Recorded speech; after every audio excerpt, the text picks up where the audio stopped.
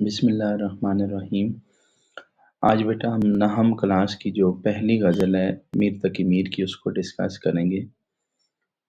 پہلا شعر ہے جی اس کا: فقیرانہ آئے صدا کر چلے، میاں خوش رہو ہم دعا کر چلے۔ فقیرانہ کے معنی ہیں فقیر کی طرح، اور صدا کہتے ہیں جی آواز کو۔ مفہوم اس شعر کا یہ ہوگا کہ ہم فقیر کی طرح اس دنیا میں آتے ہیں اور دنیا والوں کو خوش رہنے کی دعا دے کر چلے جاتے ہیں۔ اس شعر میں شاعر انسان کی زندگی کو فقیر کی زندگی سے تشبیہ دے رہا ہے کہ ہم انسان بھی اس دنیا میں فقیر کی طرح خالی ہاتھ آتے ہیں اور زندگی گزار کر اعمال نامہ بھر کر اس دنیا سے ہم واپس چلے جاتے ہیں۔ جس طرح کوئی فقیر گلی میں جب آتا ہے تو اس کے ہاتھ خالی ہوتے ہیں، وہ گلی میں آ کے صدا لگاتا ہے، آواز لگاتا ہے کہ جو دے دے اس کا بھی بھلا اور جو نہ دے اس کا بھی بھلا۔ جب وہ گلی میں آ کے صدا لگاتا ہے تو کوئی لوگ اسے پیسے دیتے ہیں، کوئی اسے پیسے دیتا ہے اور کوئی اسے پرانے کپڑے دیتا ہے، کوئی اسے آٹا دیتا ہے۔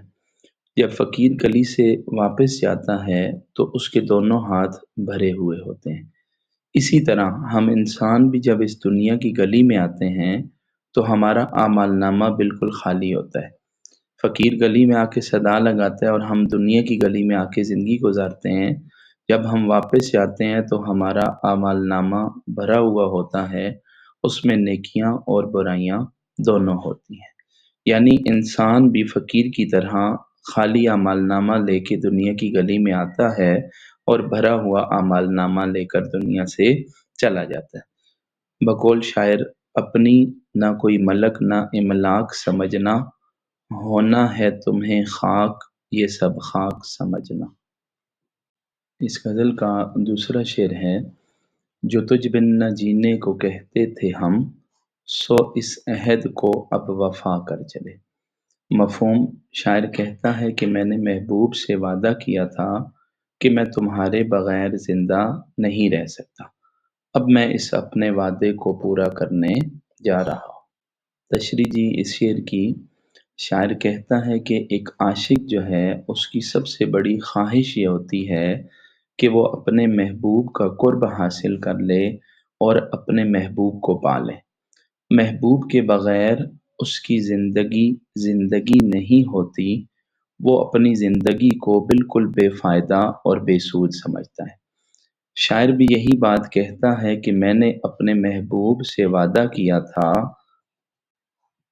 کہ میں تمہارے بغیر زندگی نہیں گزار سکتا، اب جب کہ میں اس دنیا میں محبوب کو نہ پا سکا تو اس کے بغیر میری زندگی بالکل بے فائدہ اور بے سود ہے، تو میں اپنے اس وعدے کو پورا کرنے جا رہا ہوں، یعنی اپنی زندگی ختم کرنے جا رہا ہوں۔ تم ہمارے کسی طرح نہ ہوئے، ورنہ اس دنیا میں کیا نہیں ہوتا۔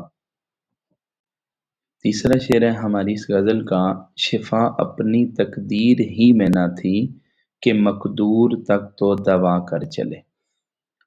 مفہوم: شاعر کہتا ہے کہ میرے مقدر میں، میری قسمت میں میرے مرض کی شفا نہ تھی، میں نے تو جہاں تک ہو سکا اپنے مرض کا علاج کروایا۔ تشریح: اس شعر میں شاعر کہتا ہے کہ جب کوئی بھی انسان بیمار پڑتا ہے تو وہ مختلف ڈاکٹروں سے رجوع کرتا ہے، اگر اس کے مقدر میں شفا لکھی ہو تو اسے شفا مل جاتی ہے، لیکن اگر اس کے مقدر میں اس مرض کی شفا نہ لکھی ہو تو وہ اسی بیماری میں اس دنیا سے چلا جاتا ہے۔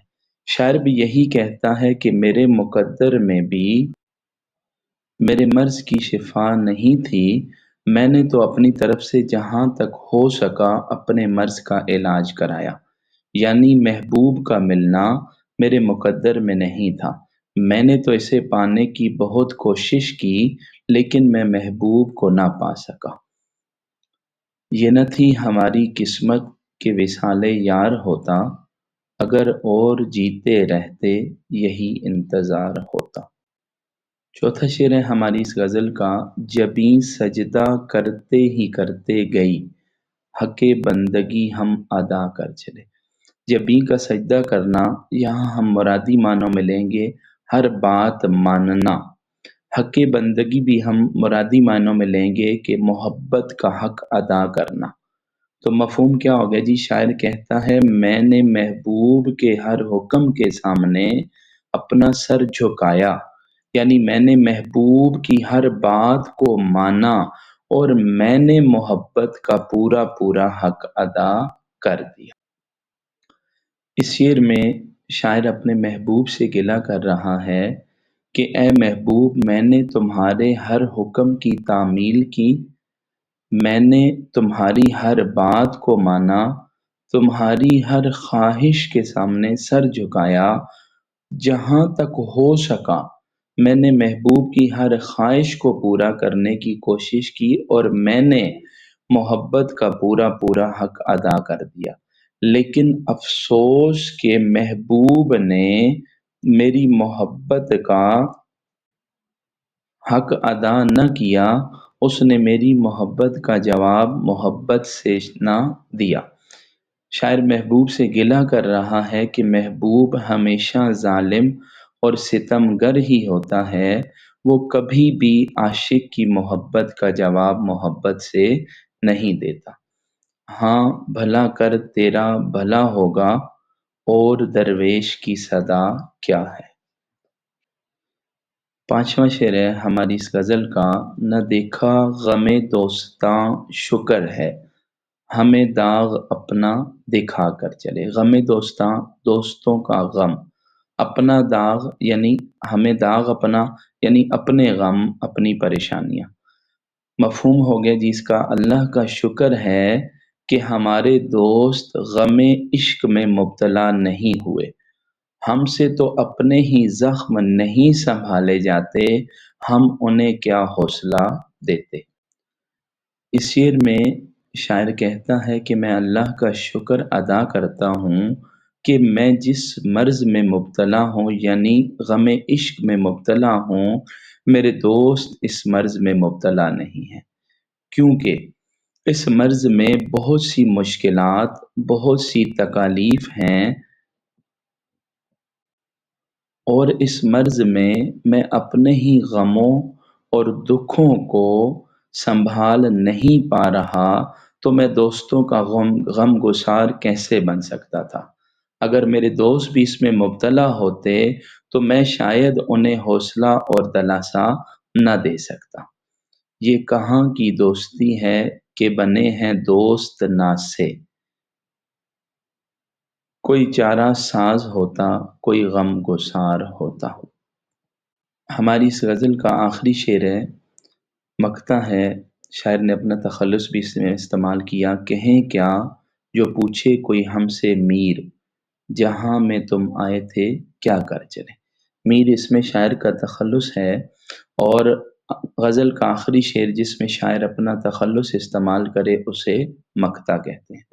مفہوم ہو گیا جس کا، شاعر کہتا ہے کہ اگر کوئی بندہ مجھ سے یہ سوال کر لے کہ تم اس دنیا میں آئے تھے تم نے کیا کیا، تو میں اسے کیا جواب دوں گا۔ اس شعر میں شاعر کہتا ہے کہ ہر انسان کا اس دنیا میں آنے کا مقصد ہے، اسے چاہیے کہ وہ اس مقصد کے تحت زندگی گزارے تاکہ وہ دنیا اور آخرت دونوں میں کامیاب و کامران ہو جائے۔ شاعر کہتا ہے کہ اگر کوئی بندہ مجھ سے یہ سوال کر لے کہ تم نے دنیا میں کس مقصد کے تحت زندگی گزاری، تو میں اسے کیا کہوں گا، کیا جواب دوں گا، کیونکہ میں نے تو اپنی ساری زندگی ہی بے مقصد گزار لی۔ اب یہاں سے ایک سوال بھی آتا ہے پیپر میں کہ میر کے اس مقطع سے ہمیں کیا سبق ملتا ہے؟ ہمیں یہ سبق ملتا ہے کہ ہمارا اس دنیا میں آنے کا مقصد ہے، ہمیں اس مقصد کے تحت زندگی گزارنی چاہیے تاکہ ہم دنیا و آخرت دونوں میں کامیاب و کامران ہو سکیں۔